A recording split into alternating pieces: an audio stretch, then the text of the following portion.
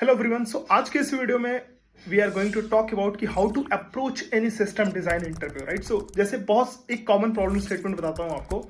बहुत सारे ऐसे लोग हैं जो बोलते हैं यार, जिनका कंप्लेन होता है कि यार मुझे आता था कि सिस्टम डिजाइन में जो क्वेश्चन पूछा गया है उसको कैसे सॉल्व करना है, बट समहाउ मैं एक पॉइंट पे आके ना स्टक हो गया यार। मुझे नहीं पता चल पा रहा था कि नेक्स्ट स्टेप में कैसे प्रोसीड करूं या what should be my next step, right. So वो प्रॉब्लम आपके साथ ना आए, that's why we are coming with some template और फ्रेमवर्क जिसको अगर आप फॉलो करोगे तो आप स्टक वाली जो प्रॉब्लम है ना, वो प्रॉब्लम आपको नहीं आएगी, राइट। सो सबसे पहला स्टेप, जैसे कि हमने पिछले वाले वीडियो में बात कर लिया है कि यार एक्सपेक्टेशन समझना is must, is very important कि यार इंटरव्यूअर क्या एक्सपेक्ट कर रहा है इस पर्टिकुलर क्वेश्चंस में, राइट।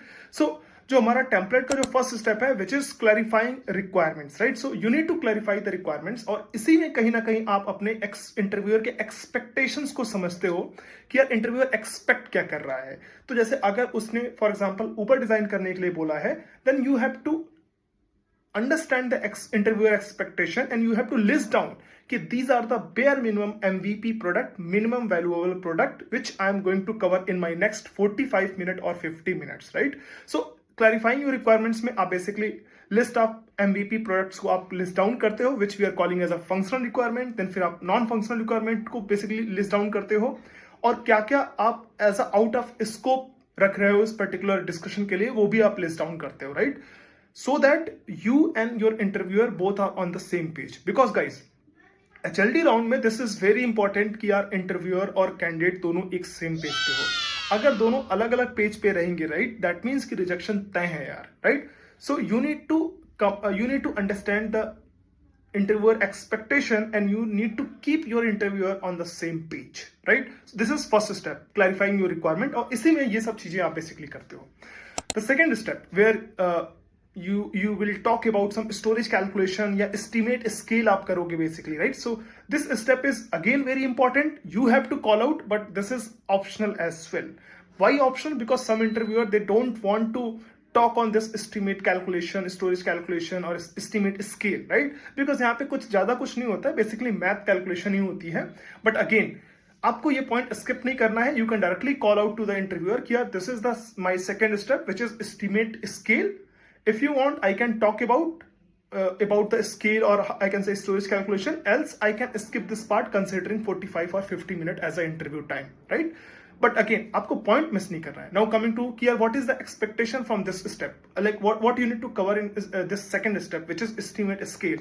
सो इसमें आप कुछ नहीं करते हो, basically you need to take some assumptions कि यार कितने नंबर ऑफ एक्टिव यूजर्स हैं हमारे सिस्टम पे। अगर मैं सेम कैब राइड की बात, उबर डिजाइन की बात करता हूं, तो उसमें जैसे आप बात कर सकते हो अपने इंटरव्यूअर से कि यार कितने नंबर ऑफ एक्टिव राइडर्स होते हैं हमारे सिस्टम पे, कितने नंबर ऑफ एक्टिव ड्राइवर्स होते हैं हमारे सिस्टम पे। उसके बेसिस पे you can come up with some number कि यार इतने bare minimum number of rides per day हमारे सिस्टम पे रिक्वेस्ट आ रही होगी, और आई कैन से इतना क्यूपीएस हमारे सिस्टम पे ट्रैफिक आ रहा होगा basically, right. So estimation calculation में आप वही सब चीजों पे बात करते हो। Again this is optional.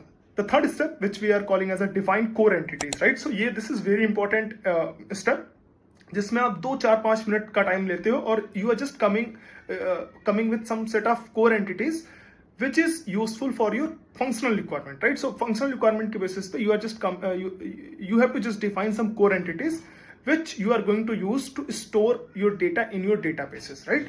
So basically कुछ core entities के बारे में आप बात करते हो। अगर सेम मैं उबर डिजाइन की बात करूं तो जैसे आप उसमें राइडर एक core entity रख सकते हो, ड्राइवर रख सकते हो, लोकेशन रख सकते हो, ट्रिप रख सकते हो, right. So bear minimum set of core entities you have to come up with, right. ठीक है, अब हम बात करते हैं कि यार ये कोर एंटिटी जो आप लेके आ रहे हो उसका यूज कहां पे है। तो उसका यूज एक्चुअली जब आप फर्दर नेक्स्ट स्टेप प्रोसीड करोगे ना, उसमें बेसिकली ये कोर एंटिटीज थोड़ा यूजफुल होते हैं, राइट। और ये जैसे ही आप कोर एंटिटी डिफाइन करते हो ना, तो इंटरव्यूअर के माइंड में एक और चीज आ जाती है कि यार ठीक है यार, इसको पता है कि what are the information I need to keep in my database, right. उसके बेसिस पे आपको वो थोड़ा बहुत डेटाबेस के बारे में भी पूछ सकता है वगैरह वगैरह, right. This is very important third step which is define core entity. Now the fourth step which is define the API agreement. This is very important point guys. So आप क्या करते हो, जो भी आपका फंक्शनल रिक्वायरमेंट होता है ना, हर एक फंक्शनल रिक्वायरमेंट के लिए आप you are just trying to list down the list of APIs which you are going to expose, right? जो बेसिकली हर एक फंक्शनल रिक्वायरमेंट को आपको एक API जो है जो कैटर या टैकल कर रहा होगा, राइट। सो आप लिस्ट ऑफ एपीआई एग्रीमेंट आप डिस्कस करते हो विथ योर इंटरव्यूअर। अब ये इंपॉर्टेंट क्यों होता है? क्योंकि यार जैसे ही आप list of API agreement define करते हो ना, आपको एक पॉइंट मिलता है कि यार यहां से मुझे स्टार्ट करना है, राइट? यहां से मेरा फ्लो स्टार्ट होगा इस पर्टिकुलर रिक्वायरमेंट के लिए। और अल्टीमेटली आप देखोगे ना कि जो भी सेट ऑफ फंक्शनल रिक्वायरमेंट होता है, इंटरव्यू यही एक्सपेक्ट करता है कि ये सेट ऑफ फंक्शनल रिक्वायरमेंट ये अपने एचएलडी जो सोल्यूशन ये दे रहा है ना उसमें कवर अप कर ले जाए। और वो कवर अप करने के लिए ये point is kind of starting point बहुत इंपॉर्टेंट होता है, आपको मिस नहीं करना चाहिए। हर एक फंक्शनल रिक्वायरमेंट के लिए you have to come up with some API agreement, right? ठीक है, जैसे अगर मैं सेम उबर डिजाइन के ही बारे में बात करूं तो जैसे आप चाहो तो सर्च राइट कर सकते हो, जिसमें you can give some start location, destination location, and the response that API will give like a list of nearby drivers plus ETA plus prices and so on, right? उसके basis पे आप request right भी कर सकते हो। Request right करने के बाद अगर आपका ट्रिप स्टार्ट हो रहा है, definitely some trip will start, so उस ट्रिप को आप बेसिकली अपडेट भी कर सकते हो। व्हाट आई मीन टू से इज कि यार जो भी आपका फंक्शनल रिक्वायरमेंट होगा उसके बेसिस पे you have to come up with set of API agreement which will cover your each and every functional requirement. ठीक है, now this is definitely important point, but आपको इसमें बहुत ज्यादा टाइम नहीं देना है। Now next step is which is very important, high level design. So high level design में नाउ आपके पास क्या क्या हो गया? आपने रिक्वायरमेंट क्लैरिफाई कर ही लिया है, आपने एस्टिमेशन पे बात कर ही लिया है, स्केल एस्टिमेट कर ही लिया है, देन फिर आपने एक कोर एंटिटी डिफाइन कर ली है, आपने एपीआई एग्रीमेंट भी डिफाइन कर लिया है।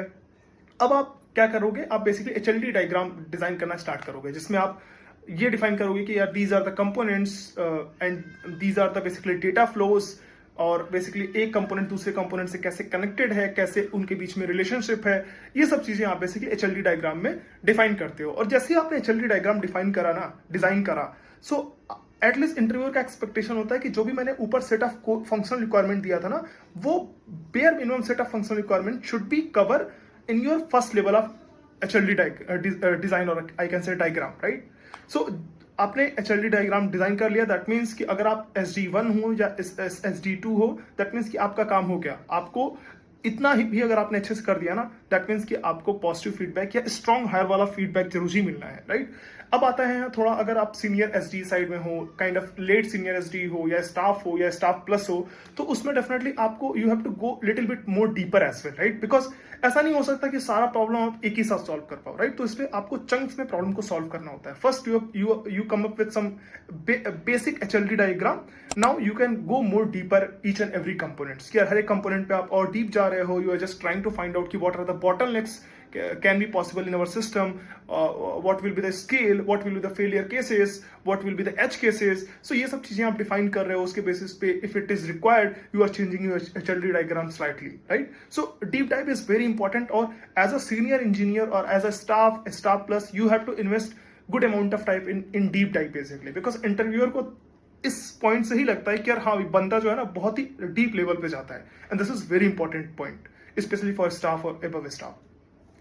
लेट्स सपोज आपने डीप डाइव भी कर लिया, आपने बहुत ही अच्छा सिस्टम डिजाइन कर लिया, फिर भी अगर आपके पास टाइम बचता है, then you can go with kind of next step which is just 2 to 3 minute step, wrap up step you can call out, जिसमें you can directly discuss with your interviewer कि अगर कोई एडिशनल या bonus point वाले अगर आपके requirements हैं तो उसको हम कैसे बेसिकली कवर अप कर सकते हैं, उसको इन फ्यूचर कैसे हम बेसिकली अपने सिस्टम डिजाइन को स्केल कर सकते हैं। आई मीन टू से कि तुम्हारा सिस्टम डिजाइन जो तुमने अभी डिजाइन करा है वो स्केलेबल है कि नहीं है based on your future requirements, right? तो उस पर आप थोड़ा बहुत बात कर सकते हो।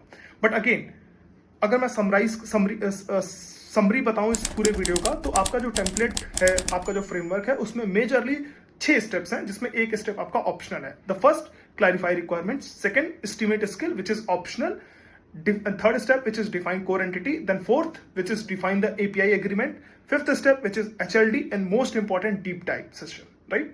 So I think इतना ही है। देखो यार HLD में थोड़ा सा कॉन्सेप्ट ज्यादा होता है, तो अब हम अपने नेक्स्ट वीडियो में इसी सब पे बात करने वाले हैं, कुछ कॉन्सेप्ट्स के बारे में बात करेंगे, then we can start the exact interview questions जो आपको पूछे जाते हैं, और कैसे ये बेसिकली फ्रेमवर्क जब आप फॉलो करोगे तो how it will help to solve your actual HLD interviews, right? So उस पर बात करेंगे। मिलता है अपने नेक्स्ट वीडियो में। Thanks, bye.